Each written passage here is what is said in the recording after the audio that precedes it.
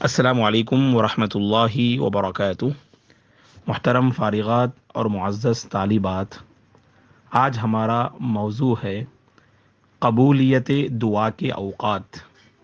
اس سے پہلے audio number 90 میں اس موضوع پر چند اوقات ہم نے آپ کی خدمت میں پیش کیا جن میں اللہ تبارک و تعالی دعائیں قبول کرتے ہیں، دعائیں رد نہیں ہوتی۔ تو اسی سلسلے کو آگے بڑھاتے ہوئے مزید چند اہم اوقات کو آپ کی خدمت میں پیش کرنا ہم مناسب سمجھتے ہیں۔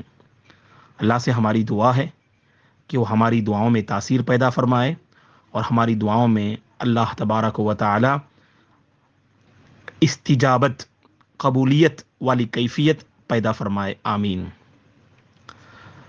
جن اوقات میں اللہ تبارک و تعالی دعائیں قبول کرتے ہیں ان میں سے ایک بارش کے نازل ہوتے وقت۔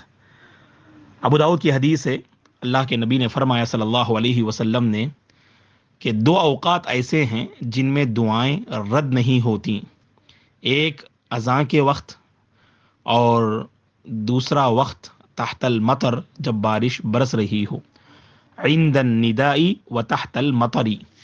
ابو داؤد کی صحیح حدیث ہے، اذان کے وقت اور اسی طرح بارش جب نازل ہو رہی ہو، بارش جب پڑ رہی ہو، اس موقع پر اگر کوئی بندہ دعا کرتا ہے تو اللہ تبارک و تعالیٰ اس بندے کی دعا کو قبول فرماتے ہیں۔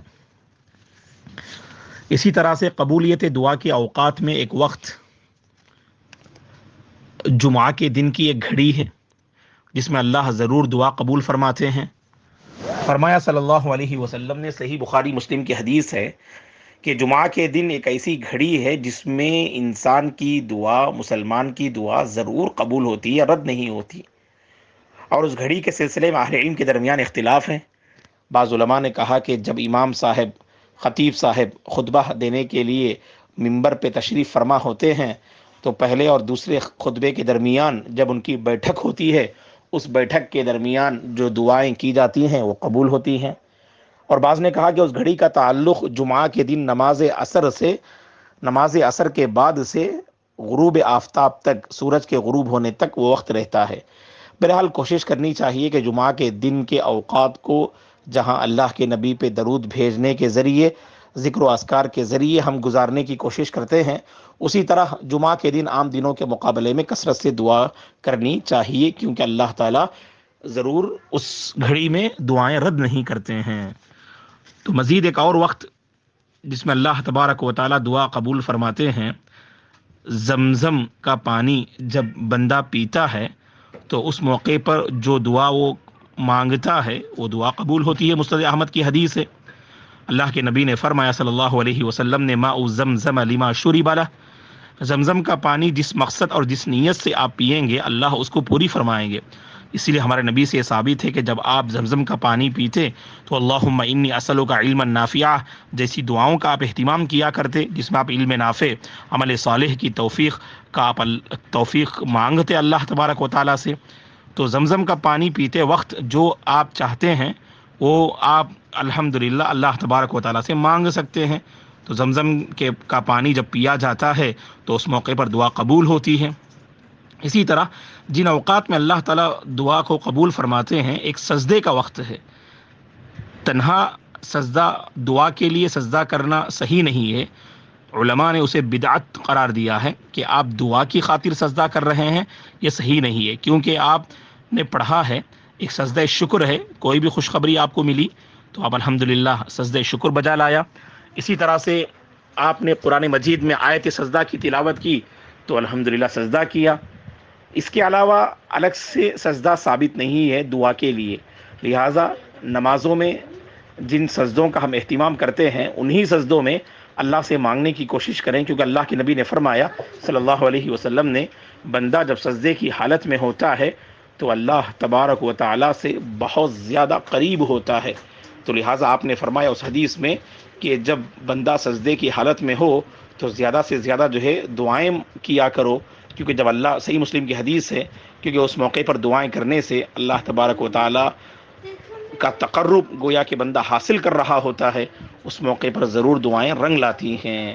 تو جن اوقات میں دعائیں قبول ہوتی ہیں ان میں سے ایک، جب مرغ بانگ دے تو اس موقع پر اگر کوئی بندہ مانگتا ہے اللہ تعالیٰ سے تو اس موقع پر اللہ دعا کو قبول فرماتے ہیں، کیونکہ حدیث میں اس کی وضاحت ہے کہ مرغا جب بانگ دیتا ہے تو فرشتے کو دیکھ کر بانگ دیتا ہے۔ تو اسی لیے اللہ کے نبی نے فرمایا صلی اللہ علیہ وسلم نے، صحیح بخاری اور مسلم کی حدیث ہے، اذا سمعتم سیاح الدیک فاسألوا اللہ من فضلہ فإنہا رأت ملکا، کہ جب تم کسی مرغ کو بانگ دیتا ہوا دیکھو تو تم اللہ تبارک و تعالیٰ سے اس کے فضل کو مانگو، کیونکہ اس مرغ نے فرشتے کو دیکھا۔ تو بہرحال جب مرغا بانگ دے اس موقع پر اگر کوئی بندہ دعا کرتا ہے تو اللہ تبارک و تعالیٰ اس کی دعا قبول فرماتے ہیں۔ اسی طرح سے دعائیں قبول ہوتی ہیں، اس کے جہاں بہت سارے اسباب ہیں، ان میں سے ایک سبب لا الہ الا انت سبحانک انی کنت من الظالمین، اس ذکر کے ذریعے سے بھی اگر کوئی بندہ اللہ سے دعا کرتا ہے تو اللہ دعا قبول فرماتے ہیں۔ ترمذی کی حدیث ہے، اس ذکر کو دعوت ذی-النون فرماتے ہیں۔ یونس علیہ الصلاۃ والسلام کی دعا کے نام سے یہ ذکر معروف اور مشہور ہے۔ اللہ کے نبی نے فرمایا کہ جب کوئی مسلمان بندہ اللہ تبارک و تعالیٰ سے دعوت ذی-النون یعنی یونس علیہ الصلاۃ والسلام کی دعا کے ذریعے اگر کوئی چیز مانگتا ہے تو اللہ تعالیٰ اسے ضرور عطا فرماتے ہیں۔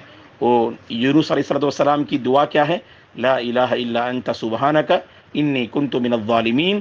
اس ذکر کے ذریعے اگر کوئی بندہ اللہ سے مانگے، اللہ کے نبی نے فرمایا صلی اللہ علیہ وسلم نے، یہ ذکر کیجئے اور اس ذکر کے ساتھ اللہ سے کچھ مانگیے، اللہ ضرور عطا فرماتے ہیں۔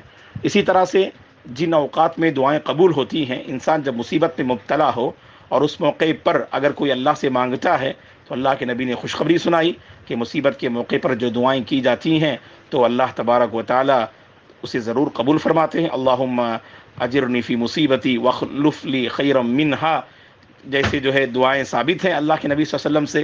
تو بہرحال مصیبت کے موقع پر بھی اگر کوئی بندہ اللہ سے مانگتا ہے تو وہ دعائیں اللہ کے دربار میں قبول ہوتی ہیں۔ اسی طرح سے جن اوقات میں اللہ تبارک و تعالی دعائیں قبول فرماتے ہیں تو ایک مظلوم کی جو ہے دعا یا بد دعا ہے، کیونکہ اللہ کے نبی نے فرمایا مظلوم کی دعا ضرور قبول ہو کر رہتی ہے، فَإِنَّهُ لَيْسَ بَيْنَهُ وَبَيْنَ اللَّهِ حجاب، اس مظلوم کی بد دعا اور اللہ کے درمیان میں کوئی حجاب اور کوئی پردہ نہیں ہوتا، صحیح بخاری کی حدیث ہے۔ تو مظلوم کی بد دعا بھی قبول ہوتی ہے، تو مظلوم کی بد دعا اور آہ سے جو ہے دور رہنا چاہیے۔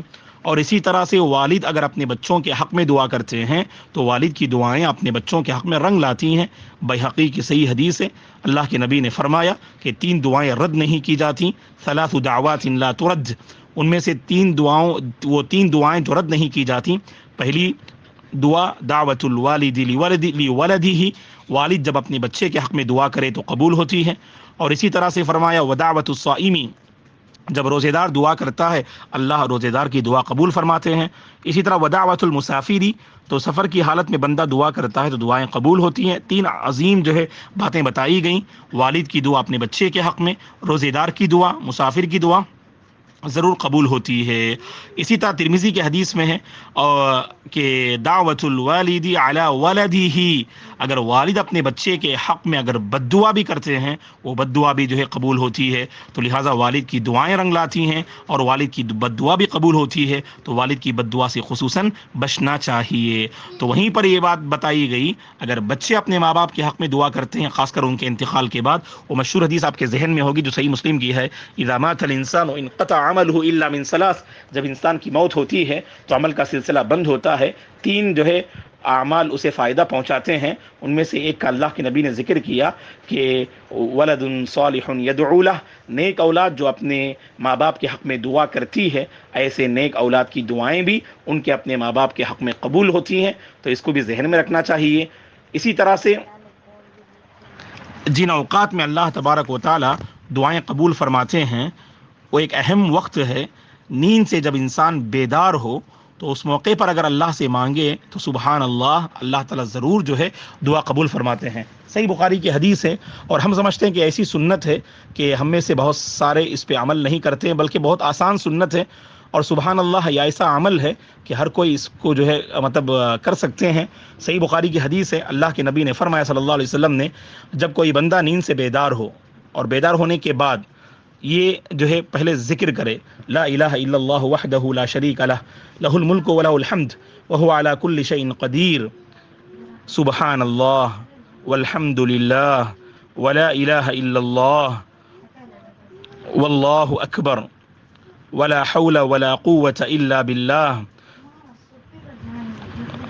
اس کے بعد اگر اللہ سے کچھ مانگتا ہے تو اللہ تبارک و تعالی ضرور جو قبول فرماتے ہیں، جیسے کہ اللہ کے نبی نے فرمایا، یہ ذکر کرنے کے بعد اگر اللہ سے بندہ یہ کہتا ہے اللہم اغفر لی، اے اللہ میری مغفرت فرما دے، یا کوئی اور دعا کرتا ہے، اللہ ضرور اسے عطا فرماتے ہیں۔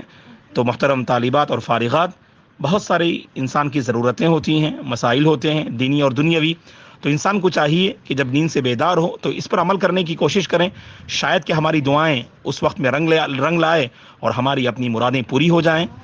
تو اس کا جو ہے اہتمام کرنا چاہیے، انشاءاللہ تہیہ کیجئے کہ اس کے بعد جب رات میں آپ نیند سے بیدار ہوں گے، اپنی ضرورت کی خاطر واش روم جائیں گے تو اس کے بعد وضو کر کے آئیے، اور الحمدللہ اس ذکر کے بعد آپ اللہ تبارک و تعالیٰ سے کچھ مانگیے، اللہ ضرور اسے عطا فرمائیں گے۔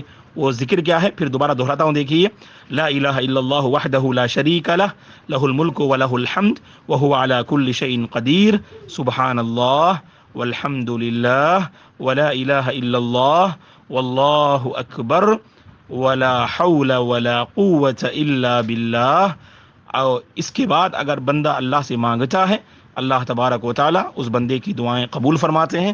بہرحال یہ کچھ اوقات اور اسباب تھے جو ہم نے آپ کی خدمت میں رکھا۔ بہرحال دعاؤں سے ہمارا گہرا رشتہ ہونا چاہیے۔ اللہ تبارک و تعالیٰ اس بندے اور بندی کو پسند فرماتے ہیں جو اس سے اپنے تعلق کو مضبوط رکھتے ہیں، بار بار اس سے مانگتے ہیں۔ جتنی بار بھی اللہ سے مانگے، اللہ تبارک و تعالیٰ ضرور جو ہے دینے کے لیے تیار رہتے ہیں۔ جیسا کہ اللہ کے نبی نے فرمایا کہ تقدیر کو صرف دعا ہی بدل سکتی ہے، کہ لا يرد القضاء الا الدعاء، کہ تقدیر کو صرف دعا ہی بدل سکتی ہے۔ تو دعاؤں سے اپنا رشتہ مضبوط کیجئے، اللہ تعالی ہماری دعاؤں میں تاثیر پیدا فرمائے، اللہ تبارک و تعالی بار بار اس سے مانگنے کی توفیق عطا فرمائے، آمین۔ شکراً، بارک اللہ فیکن۔